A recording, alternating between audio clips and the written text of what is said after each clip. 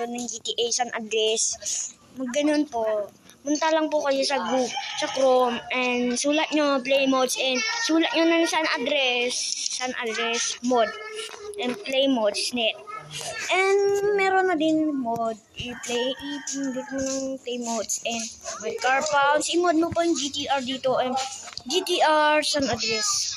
May GTR po dito, and na-mod ko na po siya, requires dito po sa GTA San Andreas mod, play modes net.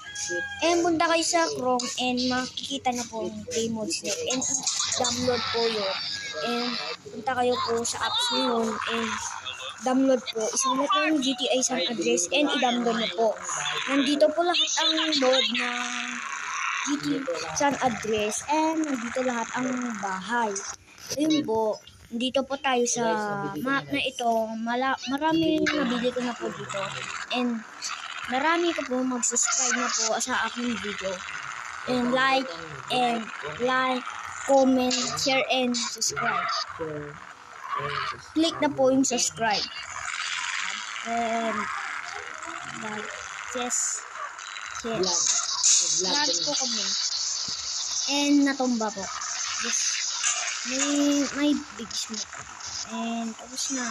Bye-bye and subscribe. Bye-bye, like and subscribe. Bye-bye.